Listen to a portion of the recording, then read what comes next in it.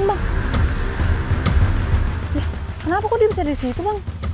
Kena jerat orang. Waduh. Ah!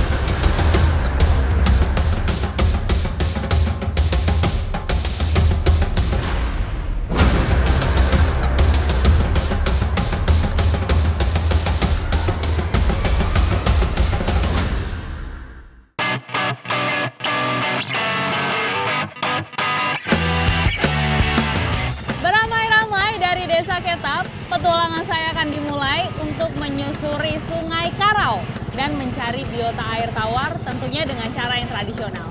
Ikuti jejak saya, jejak petualang.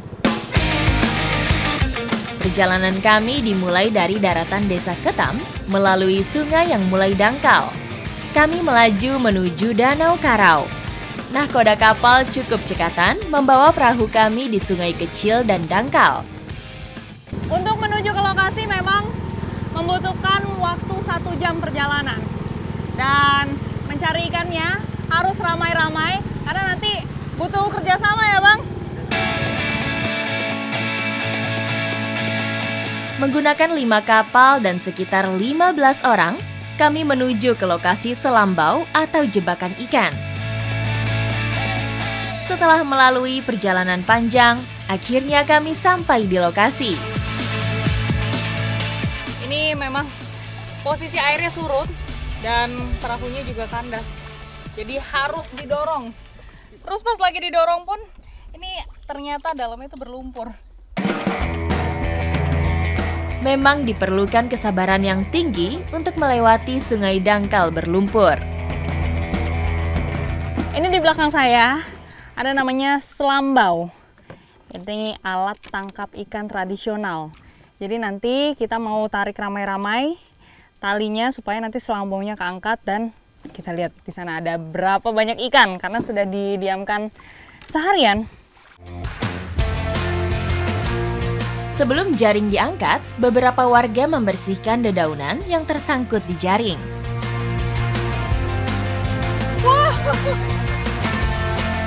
Walaupun terlihat dangkal, tetapi lumpurnya lumayan dalam.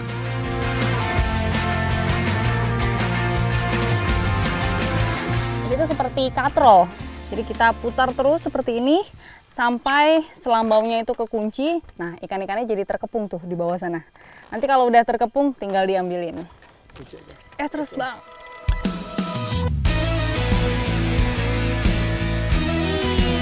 Banyak nggak bang ikannya bang?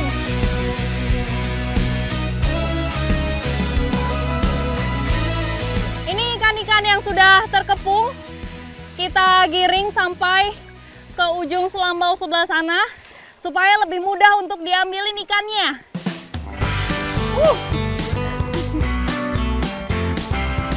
Sebagian ikan hasil tangkapan tertutup sampah daun. Kita harus jeli agar ikan tidak terlepas. Jadi memang inilah kenapa harus dilakukan banyak orang. Karena butuh kerjasama untuk mendapatkan ikan.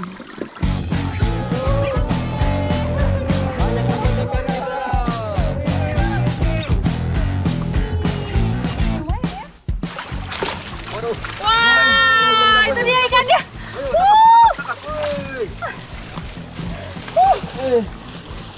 Nyampur sama daun kering. Wah, lumayan juga ya. Besar. Lumayan juga nih ikannya banyak. Ada ikan betok.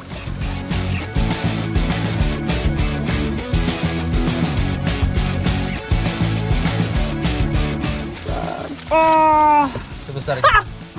Kena duri. Kena duri. Nih, ada ikan biawan. Ini ukurannya lumayan besar. Ada apa lagi bang di dalam? Ikan betok. Betok yang mana? Itu agak tajam. Hati-hati. Wah! Agresif, masih agresif.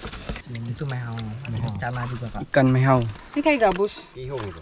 Mehong. Ya, mehau. Udah dapat 3 jenis ikan dari hasil sekali kepungan. Ini kecil ya? Sekilas sudah terlihat 3 jenis ikan yang berhasil tertangkap.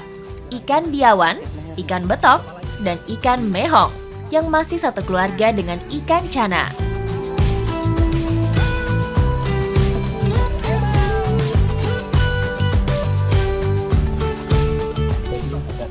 Pegangnya di kepala kepalanya. Kayak di harus gitu. Kena percobaan kesekian. Tusuk nih lumayan. Angkat kembali itu kawan. Aman sudah. Iya. Hati-hati dengan ikan betok karena dia durinya tajam sekali, lebih tajam dari biawan ya. Iya.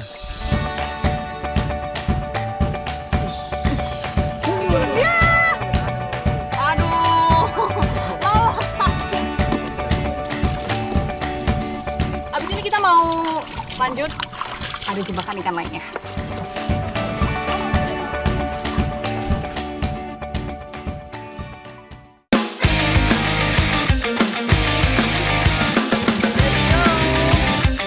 Untuk menambah jumlah ikan hasil tangkapan, kami coba memeriksa jenis jebakan lain yang sudah dipasang dari beberapa hari yang lalu.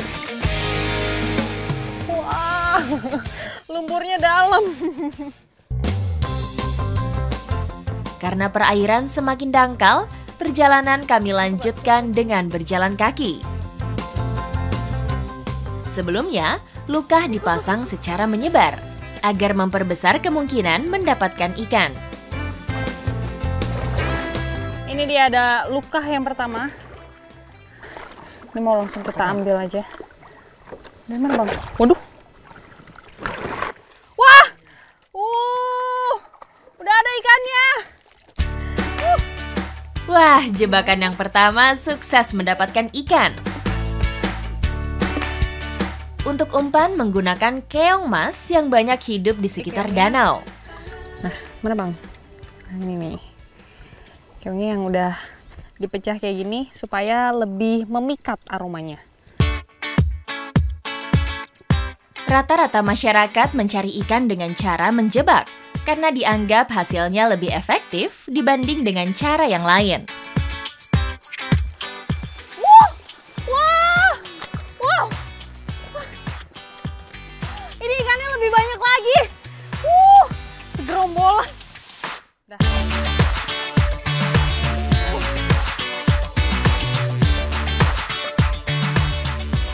Setelah dikumpulkan, ternyata nih ikannya banyak banget. Karena habis ini ikan-ikannya mau diolah menjadi makanan khas Kalimantan.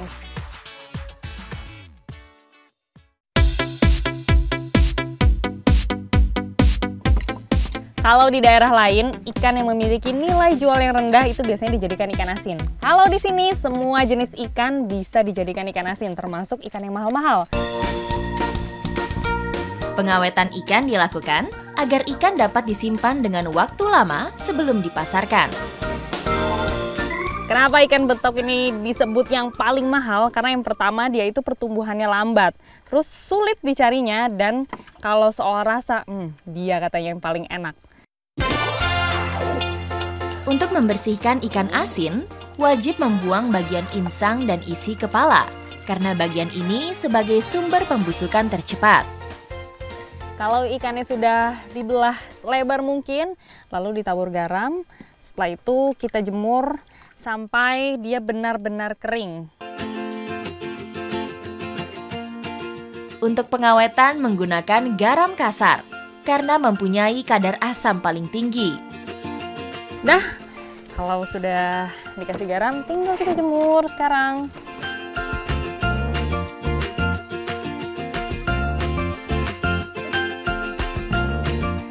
Nih ikan-ikannya sudah lumayan juga terkumpul, tinggal menunggu kering saja. Habis ini saya akan membuat olahan tempoyak. Tempoyak durian berasal dari fermentasi buah durian yang disimpan dalam waktu yang lama. Rasanya menggugah selera apabila dimasak bersama-sama dengan ikan.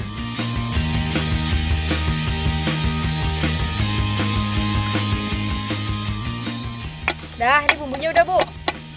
Nggak semua ikannya tadi diasinkan, karena sebagian mau dimasak bareng sama tempoyak.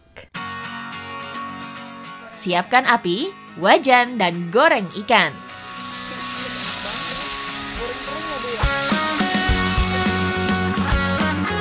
Setelah ikan matang dan kering, angkat ikan. Tidak lupa untuk tumis bumbu dan tempoyak. Ini untuk pertama kalinya saya membuat tempoyak goreng. Saatnya makan dan menikmati ikan hasil perburuan hari ini. Yuk, makan rame-rame.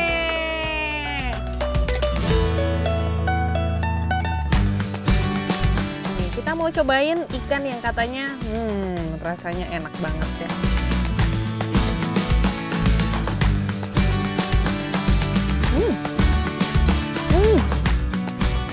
Beneran rasanya enak banget.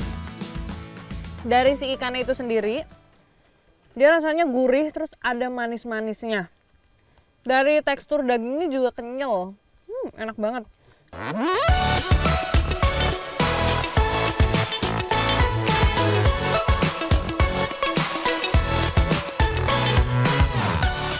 Mencari ikan bagi masyarakat di sini sudah menjadi kegiatan sehari-hari. Makanya nggak heran banyak sekali olahan ikannya. Mulai dari ikan asin, terus ada juga tadi sambal tempoyak. Dan dua-duanya rasanya luar biasa enak.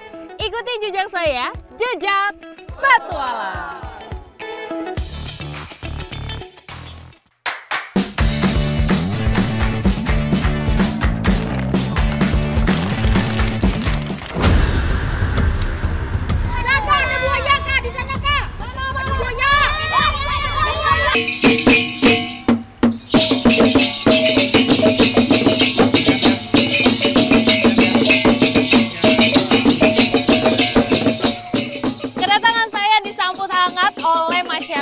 Desa Netampin, tepatnya di Bendung Karau, bendungan terbesar se-Kalimantan Tengah.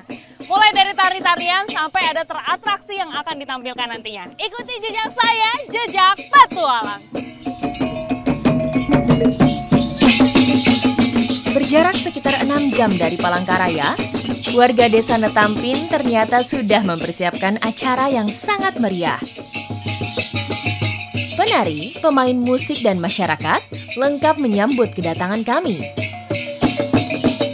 Pakaian adat dari kulit kayu dan aksesoris adat diserahkan sebagai simbol penghormatan untuk tamu yang berkunjung.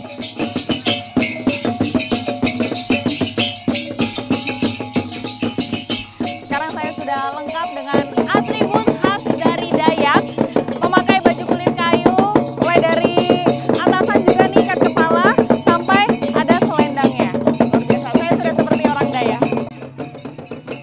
Selain tarian, atraksi pulat juga ditampilkan. Atraksi ini menampilkan kelenturan penari bak pemain sirkus. Penonton yang hadir juga memberikan uang saweran sebagai ucapan terima kasih kepada pemain kesenian.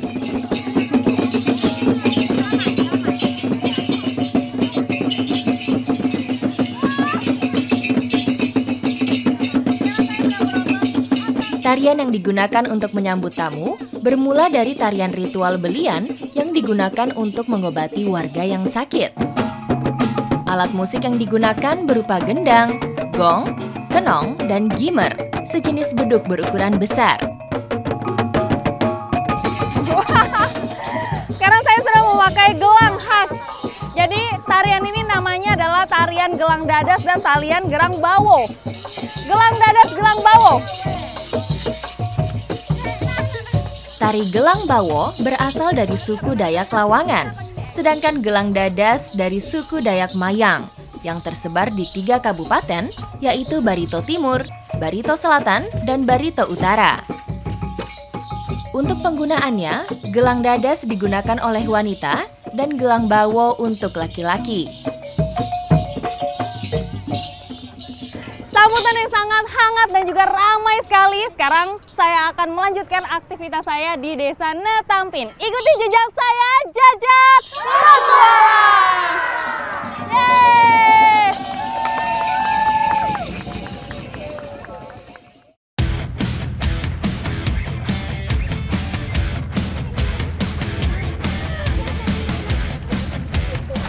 Sekarang saya sudah bersama warga Desa Netampin Di sini kita ramai-ramai mencari kijing di aliran Sungai Karau dekat bendungan terbesar se-Kalimantan Tengah, yaitu Bendung Karau. Bendungan yang sudah ada sejak tahun 2008 ini menyimpan banyak manfaat, selain untuk perairan persawahan. Hasil sungainya juga banyak dimanfaatkan masyarakat Barito Timur. Salah satu yang digemari masyarakat adalah mencari kijing. Kerang berukuran jumbo ini banyak diburu warga ketika pagi dan sore hari. Ini cara mencarinya, kita sambil meraba-raba batu-batuan yang ada di bawah, karena biasanya dia suka nyelip. Ah, dapat nih. Ah, ini dia. Biasanya, warga memanfaatkan kijing untuk dijual atau untuk dikonsumsi sendiri. Ini salah satu ciri-ciri kijingnya yang masih aktif. Itu daging dalamnya tuh suka keluar kayak gini nih. Kijing Bendungan Kurau penyebarannya cukup cepat. Walaupun banyak warga sering memburunya, kijing masih cukup mudah untuk didapatkan. Jadi waktu yang tepat untuk mencari kijing itu saat musim kemarau. Karena airnya surut, jadi kita mudah nih ngambil-ngambilinnya di bawah kayak gini. Ketika musim penghujan dan debit air tinggi, masyarakat biasanya beralih menangkap ikan.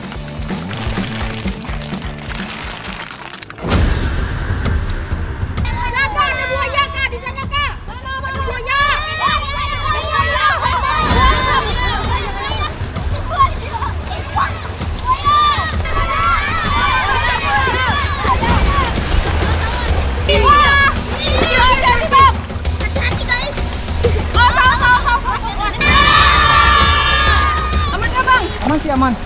Aman, sudah aman ini. Kelilit dia kepasang jaringnya masyarakat ini. Jadi tiba-tiba tadi kita lagi nyari kijing, ada buaya terjerat. Untungnya tadi masih masih nyangkut di batu, Ya, jadi masih nggak terlalu jatuhan. mendekat ke kita.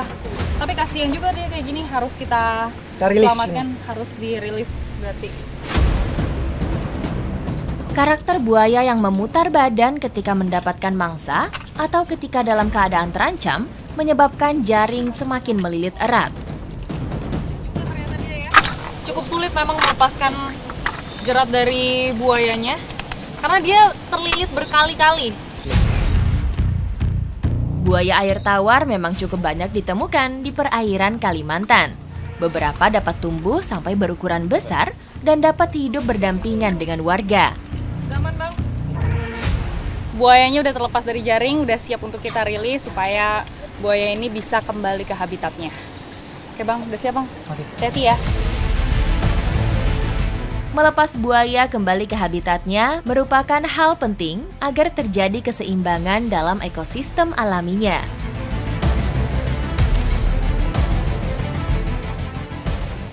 Buayanya udah dilepas, dia udah bisa kembali ke habitatnya, dan setelah ini saya akan mengolah kijing menjadi masakan yang unik. Ikuti jejak saya, jejak petualang.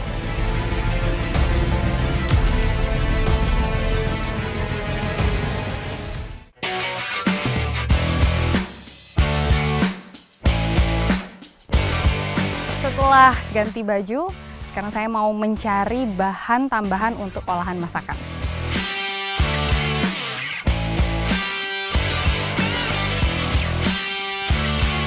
Bawang Dayak banyak digunakan oleh beberapa suku Dayak di Kalimantan yang sering digunakan untuk pengobatan tradisional. Wah, lucu ya, segerombolan gini. Ini dia bawang yang kita cari, namanya bawang bawo atau bawang Dayak. Dia kalau secara bentuk memang agak panjang ke bawah tuh, dan warnanya sangat pekat merahnya.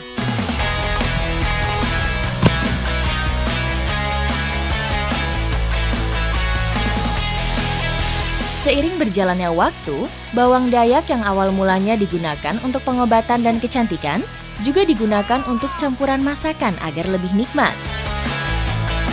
Bawang yang kita dapatkan sudah lumayan banyak. Habis ini kita mau lanjut masak. Ikuti jejak saya, jejak petualang.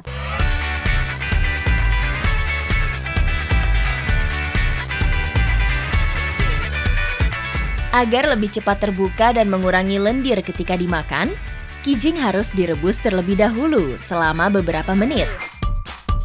Kijingnya sekarang mau diolah menjadi kijing oseng asam. Nah, bumbu pelengkapnya bawang dayak tadi itu menambah rasa sepap.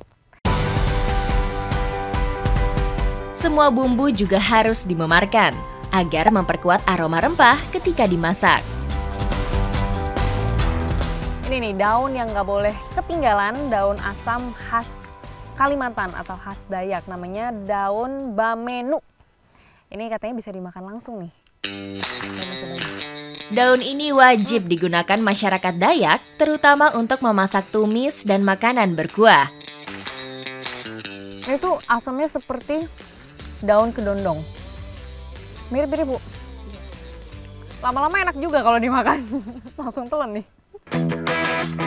Tak perlu menunggu lama, kulit kerang sudah terbuka. Tandanya kerang sudah siap untuk dikupas. Kerangnya sudah selesai direbus, sekarang tinggal kita ambil bagian daging dalamnya karena udah lebih gampang. Dia udah kebuka sendiri tadi. Untuk menghilangkan rasa pahit dan mencegah alergi, bagian kotoran kerang juga harus dibersihkan terlebih dahulu. Ini dia, kijingnya sudah dipotong-potong kecil supaya nanti bumbunya itu lebih cepat meresap dan saat digigit nggak alot. Setelah semua kerang bersih dan terkupas, lanjut memanaskan minyak goreng, lalu tumis bumbu sampai tercium aroma harum.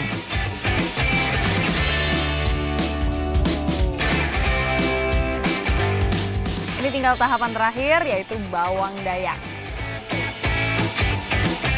Bawang dayak sengaja dimasak terakhir, agar aromanya masih bertahan dan tidak layu karena dimasak terlalu lama.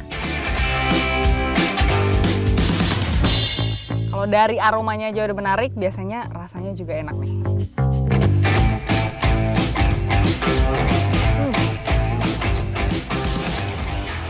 Dagingnya jadi nggak terlalu alot, tapi dia lebih ke kenyal. Terus rasanya lebih dominan asam. Cuma gurih-gurihnya juga tetap ada karena ada garamnya tadi. Sama ada sepet-sepet sedikit dari bawang dayaknya. Luar biasa. Enak, Bu.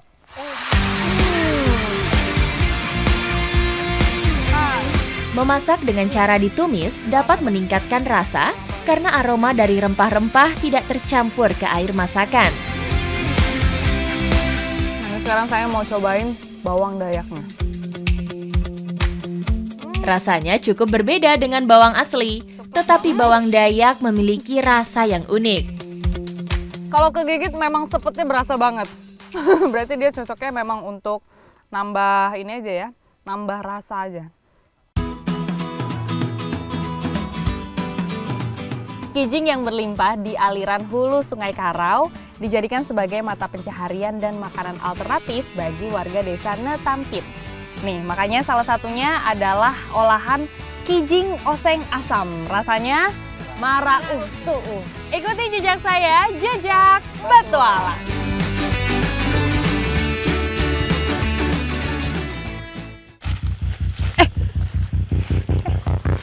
Bang, itu apaan, Bang? Ya, kenapa kok dia bisa di situ, Bang? Waduh,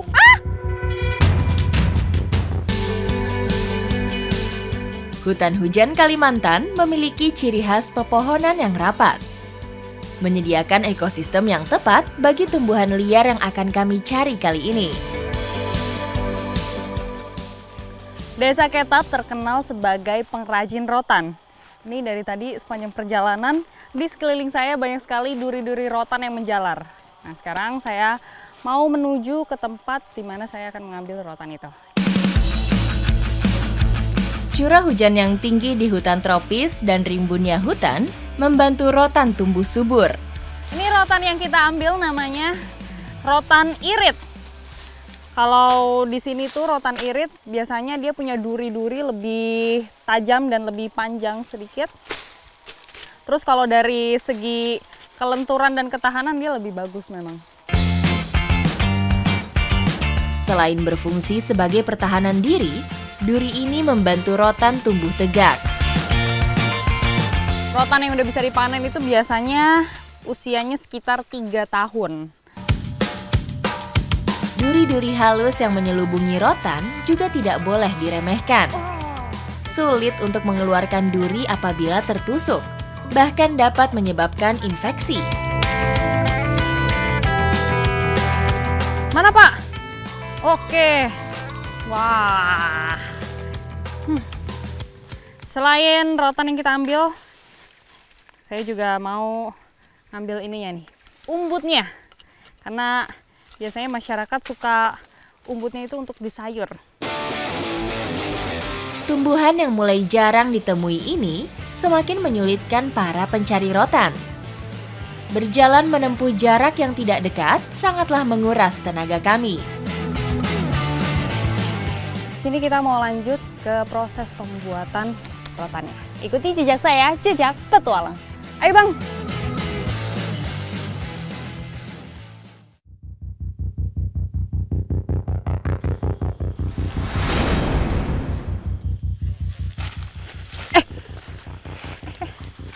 Bang, itu apaan, Bang? Ya, kenapa kok dia bisa di situ, Bang? Waduh! Ah! Ini tiba-tiba kita ketemu kukang yang lagi terjerat. Ini berarti kukang endemik Kalimantan? Iya, endemik Kalimantan. Wow. Di dunia, hanya ada 5 jenis kukang. 3 diantaranya ada di Indonesia, tersebar di Kalimantan, Sumatera, dan Jawa. Kasian banget ini. Oke. Ah, akhirnya. Ini jerat apa sih ini, Bang? Ini jerat burung. Hewan yang dilindungi ini dalam status rentan atau 3 langkah menuju kepunahan. Mungkin dia itu kena jerat ketika lagi cari makan di bawah. Karena dia itu kan hewan nokturnal. Malam-malam mungkin dia cari makan, cari serangga, terus malah jadi kena jerat. Karena terlihat sehat, kukang yang kami temukan langsung akan kami lepas ke alam liar.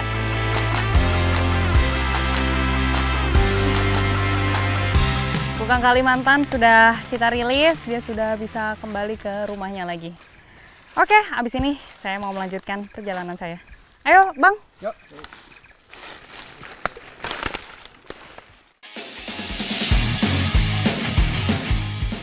Di tengah-tengah perjalanan sebelum ke tempat pengrajin rotan, umbutnya mau kita olah dulu nih. Selain umbut, kami menggunakan daun susupan khas Kalimantan sebagai tambahannya. Daun ini juga menambah rasa yang bervariasi untuk masakan. Jadi selain untuk menghilangkan rasa pahit, direbus bareng daun susupan terlebih dahulu itu supaya getahnya juga hilang. Airnya dibuang, habis itu nanti pakai air baru dan dimasukin bumbu.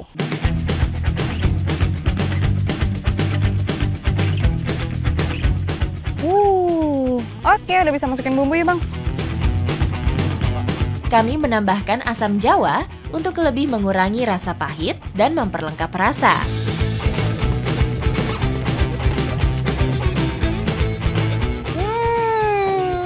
Harum banget ini aromanya. Jadi makin lapar, Bang.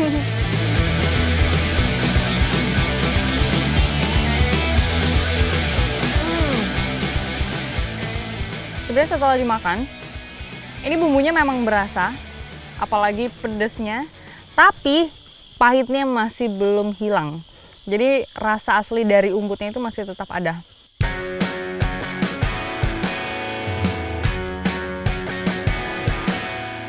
Perut sudah terisi, sebentar lagi kita akan jalan menuju tempat pengrajin rotan. Ikuti jejak saya, jejak petualang.